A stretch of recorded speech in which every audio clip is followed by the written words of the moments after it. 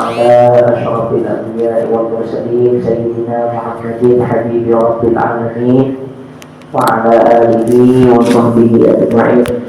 اللهم انفعنا ما علمتنا وعلمنا ما ينفعنا واجعل أعمالنا خالصة لوجهك الكريم برحمتك يا أرحم الراحمين آمين يا مجيب السعيد. Nah, ba'du, para jemaah rahimakumullah yang sangat saya hormati, alhamdulillah malam ini Allah masih memberikan kita sehat, masih memberikan kita sempat bisa berkumpul di majelis mulia ini. Mudah-mudahan perkumpulan kita dinilai sebagai amal ibadah yang pahalanya berlipat ganda di sisi Allah. Ilmu yang disampaikan jadi ilmu yang barokah, ilmu yang menuntut kita dan membawa kita semua ke surganya Allah. Amin ya rabbal alamin. Bismillahirrahmanirrahim. Judulnya malam ini Syaraful Amanati wal Wafa'i bil Wa'di. Kemuliaan menunaikan amanah wal wafa'i bil wa'di dan menepati janji. Wa min syarafi hadhil ummati, dan sebagian dari kemuliaan ini umat, maksudnya adalah umat Nabi Muhammad sallallahu alaihi wasallam.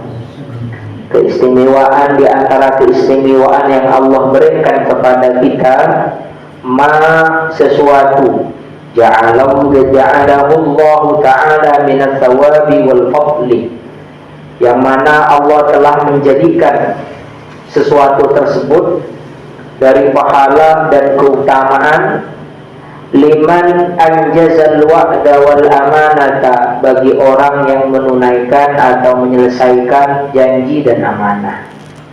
Famin dzalika, maka sebagian dari itu penjelasan itu keistimewaan, annahu madmunun lahul jannah, sesungguhnya orang yang menunaikan amanah dan menepati janji itu makmunun itu dijamin lahu baginya al-jannata, surga.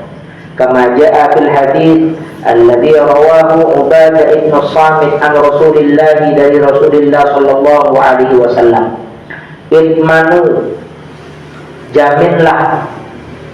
menjaminlah kalian semua, li kepadaku, sitan 6 perkara, akmanu, maka aku menjamin, lakum kepada kalian, al-jannata, surga.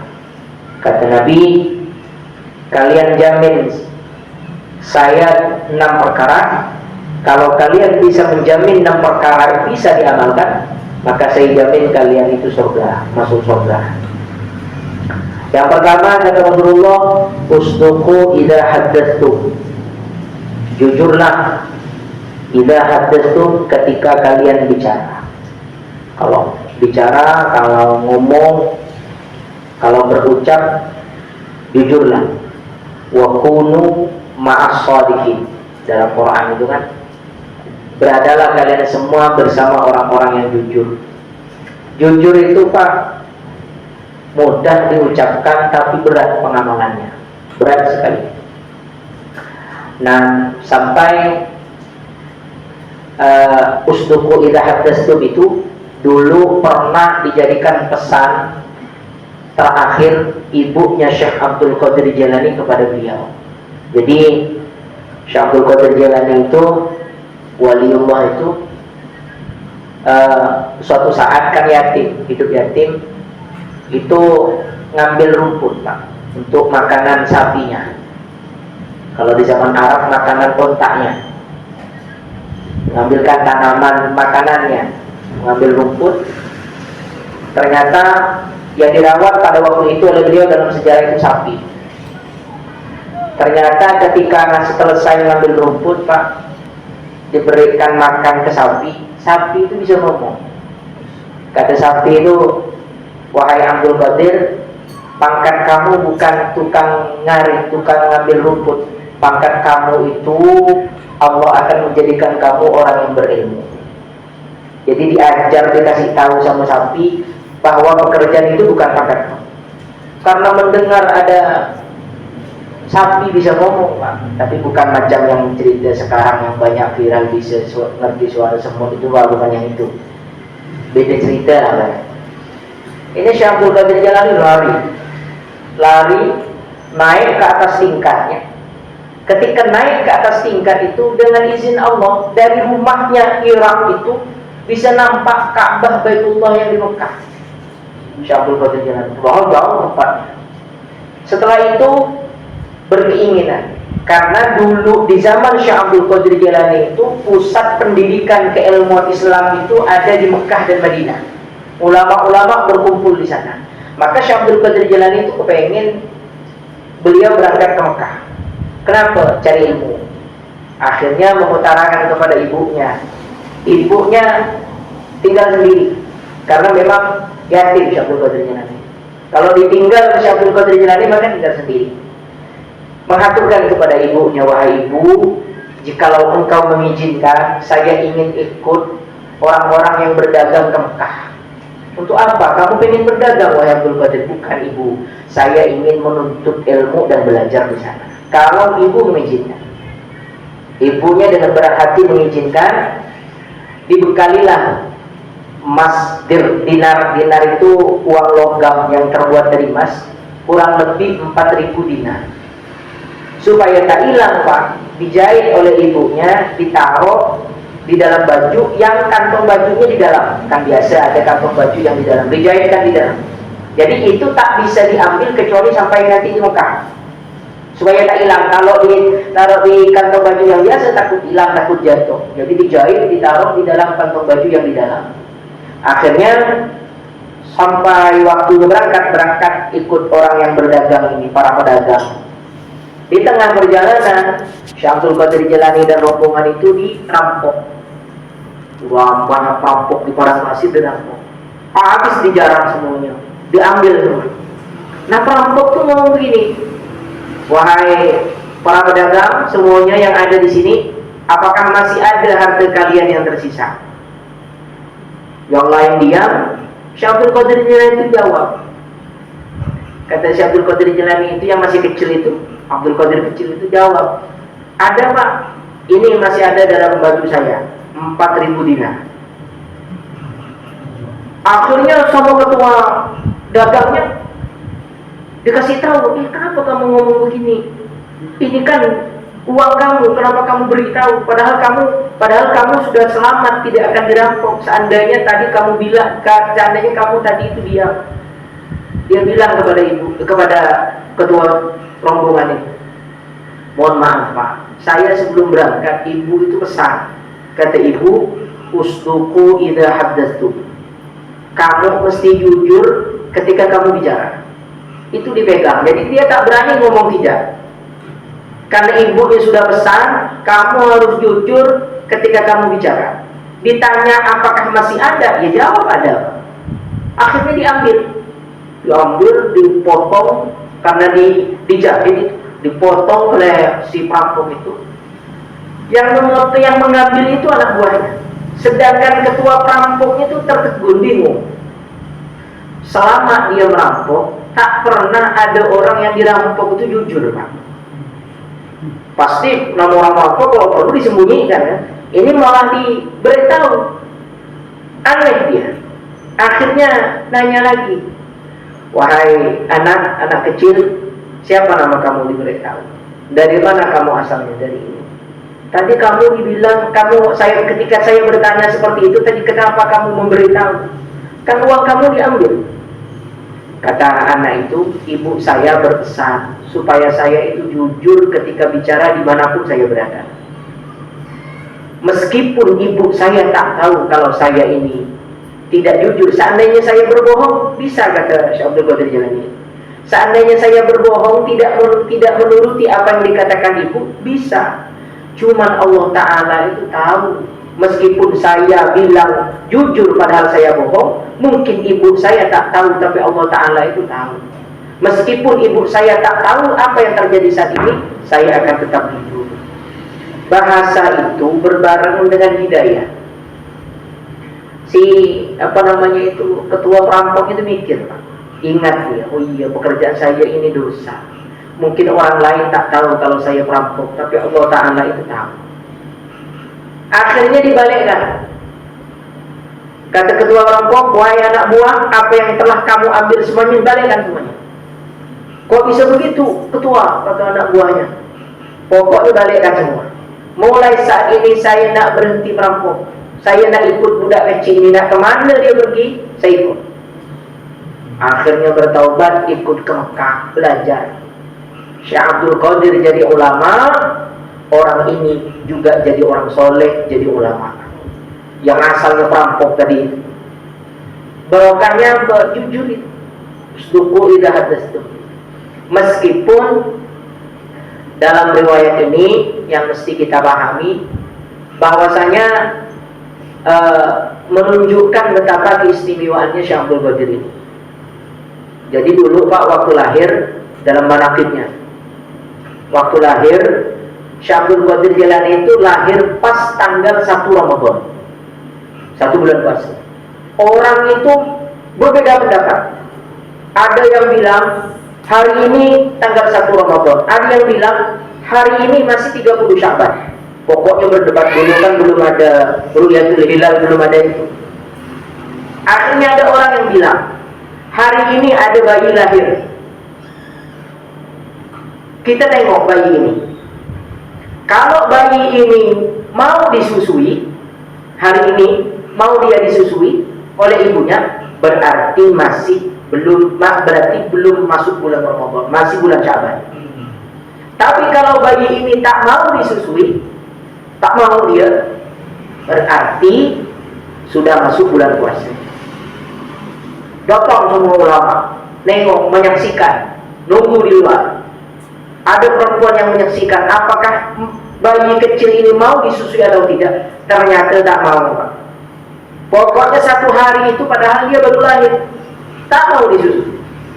Itu kata ulama sepakat bahwa beliau ini bahwa hari ini adalah 1 hari sudah masuk bulan Ramadan, hari pertama di bulan Ramadan, dan budak ini atau anak ini akan menjadi orang besar.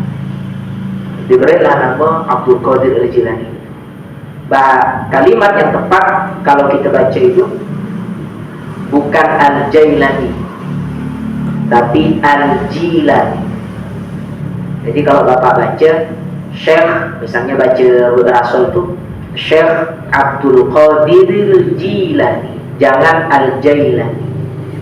Kok begitu Ustaz? Karena di Irak itu Pak tak ada daerah namanya Jailani, itu tidak ada. Yang ada itu Jilan. Jilan itu nama daerahnya. Misalnya kita lahir di Punggor, biar tak tertukar nama kita. Misalnya nama kita Muhammad, karena banyak kawan-kawan kita Muhammad, diberilah gelar di belakangnya Muhammad Al-Pungguri, berarti yang dari Punggur misalnya. Nah, Syekh Abdul Qadir ini banyak di zamannya nama Abdul Qadir, supaya tidak tertukar namanya. Ini Abdul Qadir yang mana? Al-Jilani, dari negeri Jilan, itu nama daerahnya. Nah, dari negeri Jilan, bukan Jailani, bukan Al-Jailani, tapi Al-Jilani. Itu cara bacanya yang tepat seperti itu. Kemudian karena Syekh Abdul Qadir ini masyhur, kadang oleh orang itu Pak dibuatkan gambarnya.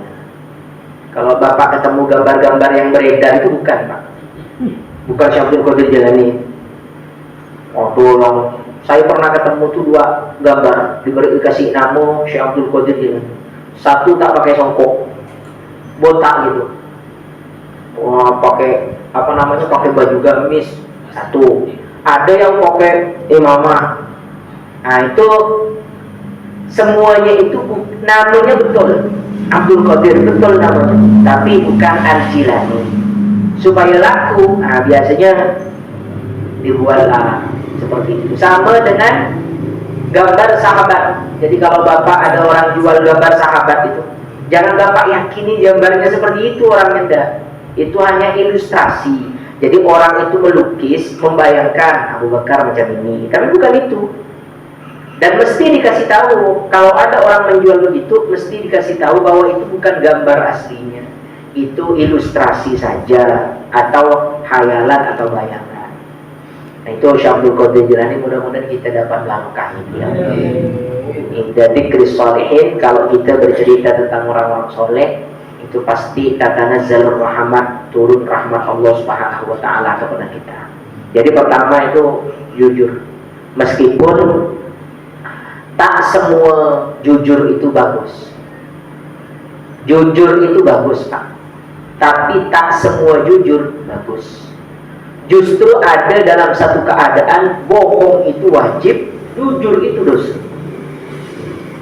Kembali, kan jujur wajib, bohong berdosa. Tapi terkadang dalam satu keadaan malah bohongnya wajib, jujurnya dosa. Macam mana ada orang mau membunuh orang, dikejarlah orang itu, masuk ke rumah bapak, bersembunyi di rumah bapak. Lalu orang yang mengejar nanya, apakah si ini ada di rumah ini? Bapak bilang tidak ada. Kan berbohong, ada. Orangnya ada, tapi bapak bilang tidak ada. Berbohong, betul berbohong. Apakah berdosa? Tidak berdosa, bahkan berpahala. Kalau bapak jujur, dosa Pak. Jadi ada jujur yang berdosa itu ada. Ada juga bohong yang berpahala. Satu. Kedua, ada jujur itu yang bohong itu yang boleh. Boleh itu maksudnya tidak berdosa. Bohong apa yang tidak berdosa? Bohong yang tidak merugikan orang. Bohongnya itu tidak merugikan orang lain. Contoh, bapak merayu istrinya. Kalau kata Nabi Sulaiman kan, kullu khattab kadzab, setiap rayu itu pasti pembohong. Kata Nabi Sulaiman. Misalnya juga bapak ngomong begini, adik malam ini seperti rembulan, nah, kan? Seperti rembulan. Padahal istrinya lagi merajuk. Supaya dia tidak merajuk, bapak ngomong begitu misalnya. Kan berbohong, tapi berbohong yang begitu tidak merugikan orang, maka tidak apa-apa. Tidak apa-apa, yang seperti itu tidak berdosa. Jadi ada yang berdosa, ada yang tidak berdosa. Tidak semua bohong itu dosa, tidak semua jujur itu berpahala. Ada tempat-tempat. Tapi kita sesuai dengan hadis ini, usduqu idza hadatsu. Yang kedua kata Nabi, wa aufu idza wa'adtum. Tunaikan, tepati kalau kita berjanji. Sampai disebut dalam ungkapan al-wa'du dainun. Janji itu adalah hutang. Maka kalau kita misalnya tidak mampu menepati, ya jangan berjanji. Kalau masih mungkin bisa menepati, paling tidak pakai insyaallah. Wala taqulanna li syai'in inni fa'ilun dzalika ghadan illa ayyasha Allah. Kata dalam Quran itu kan, Nabi Muhammad itu pernah bilang begini, ditanya oleh sahabat. Ada sahabat nanya satu hukum, Nabi belum mengetahui jawabannya. Lalu Nabi bilang, besok.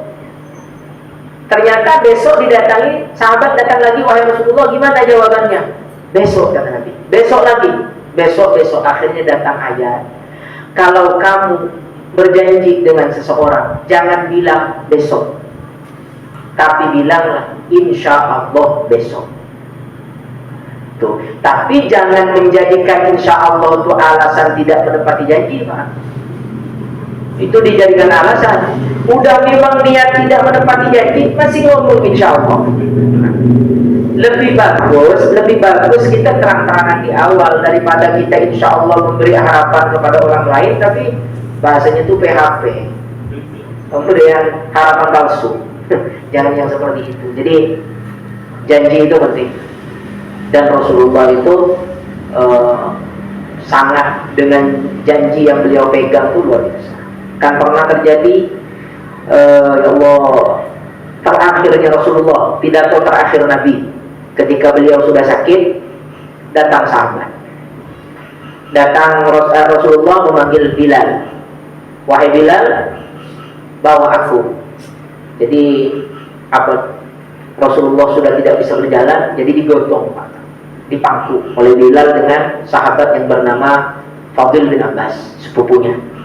dibawa ke masjid. Sampai di masjid ngumpul para sahabat Masjid Nabawi. Rasulullah pidato. Kata Rasulullah, "Al-yawma akmaltu lakum dinakum." Hari ini Allah sudah menyempurnakan agama kita, agama Islam. Terus kata Nabi, jikalau ada di antara kalian yang dahulu pernah merasa dizolimi oleh saya, kata saya pernah melakukan sesuatu yang menurut kalian itu salah, saya pernah berbuat salah kepada kalian.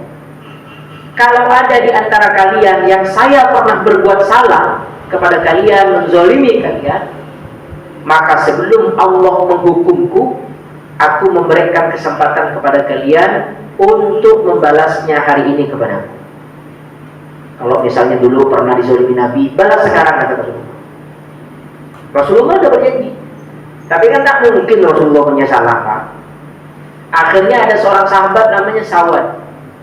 Sawad ini dia mengangkat tangannya, izin bertanya, wahai Nabi. Apa kata Rasulullah? Dahulu ketika perang Badar dan engkau sedang merapatkan barisan, kebetulan saya tidak begitu mendengar apa yang disampaikan engkau. Akhirnya saya tidak lurus barisannya hingga engkau memukul perutku. Jadi Rasulullah itu pegang tongkat karena Sawad ini tak lurus barisannya, Pak. Dipukul oleh Rasulullah, tapi bukan dipukul keras, diberi isyarat gitu. Apa namanya, perutnya. Dan saya waktu itu merasa sakit, wahai Nabi, karena dipukul dengan tongkat yang engkau pegang. Kalau itu dianggap sebuah kesalahan, maka saat ini saya akan menuntut balas kepada engkau. Kata sahabat, kata Sawad, Rasulullah itu tak mungkin mengingkari janji, Pak.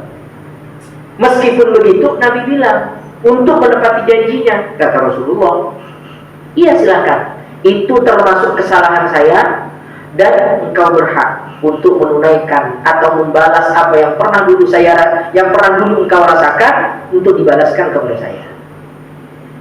Akhirnya itu cerita sahabat yang memeluk Nabi. Singkat cerita, Sawad itu bukan nak membalas Rasulullah, cuman Sawad itu pengen menyentuh perutnya Nabi Muhammad SAW. Yang kata Sawad, tangan saya ini tangan hina, sedangkan Rasulullah kulitnya adalah kulit mulia. Kulit yang hina ini akan saya sentuhkan dengan kulit yang mulia, kulit yang tak akan pernah disentuh api neraka Allah, yaitu kulitnya Nabi Muhammad. Sedangkan kulit saya adalah kulit yang mungkin bisa disentuh api nerakanya Allah. Maka kulit yang bisa saja disentuh api nerakanya Allah ini akan saya sentuhkan dengan kulit yang tak akan pernah disentuh api neraka. Akhirnya kata Rasulullah, kalau kamu pengen lihat ahli surga, ini dia ahli surga. Itu Sawad. Jadi Rasulullah itu sangat menepati janji. Bahkan kita sebagai seorang anak dianjurkan, disunnahkan menunaikan janji-janji orang tua kita yang belum tercapai. Misalnya, Pak, dulu orang tua Bapak pernah berjanji kepada Bapak, nah nanti saya akan belikan kamu motor. Kamu suka motor apa? Oh, saya suka motor ini, Pak. Lalu belum kesampaian belikan motor, meninggal. Apa yang dulu pernah diucapkan oleh orang tua itu sampaikan. Bapak punya duit, punya kelebihan harta, Bapak beli motor itu, beli sendiri. Niatnya apa? Niat menyampaikan cita-cita orang tua. Itu birrul walidain, bagian daripada berbakti kepada orang tua yang telah meninggal. Atau misalnya orang tua tuh, nanti nak, kalau kita punya duit, kita sumbang masjid ini. Belum gak sempat nyumbang, meninggal. Nah, Bapak yang nyampaikan. Jadi janji-janji atau ucapan-ucapan yang dulu belum tersampaikan, disampaikan oleh anaknya, itu bagian daripada membahagiakan orang tua yang telah meninggal. Wa'ufu idza wa'adtum. Yang ketiga, wa'addu idza tamintum. Nah, ini yang berat, Pak. Tunaikan kalau kita menerima amanah. Amanah itu apa? Kepercayaan. Dipercayai orang, itu amanah. Nah, kepercayaan orang tadi pegang kuat-kuat. Kata orang-orang tua dulu, kalau sapi dipegang talinya, Pak. Kalau burung dipegang kakinya. Kalau manusia dipegang omongannya. Dipegang omongannya, dipegang kepercayaannya. Biasanya kalau kita udah rusak sekali, susah sekali orang itu nak percaya lagi kepada kita. Itu amanah. Amanah ini ada dua. Ada amanah yang jelas diucapkan sebagai amanah, pesan atau kepercayaan. Ada amanah itu yang bersifat tanggung jawab. Ada orang menitipkan motornya di rumah bapak. Itu berarti bapak sedang menerima amanah dari orang itu. Bapak harus menjaganya, bapak harus memperhatikannya dan lain semacamnya. Amanah, karena itu amanah. Bapak terima. Amanah itu kalau diterima harus ditunaikan. Kalau tidak diterima tak wajib menunaikan. Jadi tergantung diterima atau tidak. Sama dengan ada orang-orang sebelum mati berwasiat kepada anaknya. Kalau saya meninggal, kuburkan di belakang rumah ya, kata dia. Kalau anak-anaknya, ahli warisnya, semua, kalau satu tak sah menerima wasiat itu. Semua ahli waris itu sepakat menerima amanah itu, maka wajib dijalankan. Tapi kata ahli warisnya tidak jawab iya, tidak jawab tidak, maka itu tidak wajib dijalankan. Itu amanah. Maka biasanya ada orang meninggal tuh minta dikuburkan begini dan lain semacamnya. Itu tergantung dulu terima amanah atau tidak. Kalau diterima wajib dijalani, kalau tidak, ya tidak wajib dijalani. Cuma bagusnya Pak, tak usah beri amanah, biar tidak memberatkan yang hidup. Jadi kalau usah repot-repot sebelum mati mesan memang misalnya, itu nanti memberatkan yang hidup. Iya kalau kita ninggalnya di sini. Kalau kita ninggalnya di Mekah misalnya, macam mana nak menunaikan amanah itu? Harus ongkos lagi, begini lagi. Jadi kan repot. Jadi meninggal itu Pak, macam mana kita dikuburkan, itu tak usah dipikirkan. Apa yang terjadi dengan jasad kita setelah kita mati, udah tak usah dipikirkan. Macam mana nanti kuburan kita diziarahi, udah itu bukan urusan kita. Yang mesti kita pikirkan sekarang ini, kita mati dalam keadaan apa? Soal mati di mana, itu urusan dodi Pak. Jasad ini meskipun dikubur dimanapun, nanti akan dipertemukan kembali di akhirat, dikumpulkan dengan keluarganya. Pasti itu berkumpul dengan orang-orang soleh dan lain semacamnya. Jadi tak usah dikhawatirkan. Maka jangan memberatkan yang hidup. Kalau udah meninggal itu terserah yang hidup untuk ngurus-ngurus itu macam mana caranya. Kemudian amanah ini ada amanah yang tak tersirat, yang tidak terpesankan, yang tidak tersampaikan, yang tersirat saja. Apa itu? Setiap pemberian Allah. Ini amanah semua. Maka kalau kita tak bisa menunaikan sesuai dengan apa yang diperintah Allah, berarti kita khianat. Pengkhianat itu maksudnya. Apa amanah? Tangan amanah, mulut amanah, kaki amanah, badan amanah. Kok bisa amanah Ustaz? Ini pemberian Allah. Memangnya ada di antara kita yang bisa buat tangan, bisa buat kaki, bisa buat mata, buat mulut, buat telinga? Tak ada. Ini pemberian semua. Karena ini pemberian, berarti kita punya tanggung jawab untuk melakukan sesuai dengan apa yang memberi, sesuai dengan siapa yang memberi, dengan perintah siapa yang memberi. Harus itu, karena ini amanah. Istri amanah, anak amanah, umur amanah. Sama seperti ini kita berkumpul. Malam ini berkumpul, hujan, dingin, dan lain semacamnya. Kenapa dipaksakan tetap berkumpul? Karena umur amanah. Makanya dipergunakan untuk hal-hal yang baik. Kalau tidak dipergunakan hal-hal yang baik, takut dituntut dan ditanya Allah. Kalau ditanya Allah dan tak sesuai dengan apa yang diperintah Allah, khianat. Kalau sesuai dengan yang diperintah Allah, berarti kita menunaikan amanah. amanah. Kullukum ra'in wa kullukum mas'ulun an ra'iyati. Setiap kita semua ini orang yang memegang amanah, dan orang yang memegang amanah akan dimintai pertanggungjawaban nanti di sisi Allah Subhanahu wa taala. Jadi amanah kita tunaikan, janji kita tepati. Kalaupun tak bisa menepati, secepatnya memberitahu. Misalnya Bapak diundang orang, berjanji bisa hadir, lalu ada kendala, cepat memberitahu. Mohon maaf, besok mungkin tak bisa hadir karena begini dan lain semacamnya. Kenapa? Janji. Janji itu hutang, al-wa'du dain. Tapi kalau kita bisa menepati janji, menunaikan amanah, insya Allah kita dijamin surga oleh Nabi Muhammad SAW. Demikian yang bisa diaturkan. Semoga barokah dan manfaat. Semoga berbarengan dengan ridha Allah Subhanahu wa taala, menjadikan kita semua orang-orang yang dimuliakan Allah, dikasihani Allah lewat ilmu, barokahnya ilmu. Amin ya rabbal alamin. Subhanakallahumma wa bihamdika asyhadu an la ilaha illa anta astaghfiruka wa atubu ilaik. Selanjutnya silakan jemaah barangkali ada yang mau ditanyakan.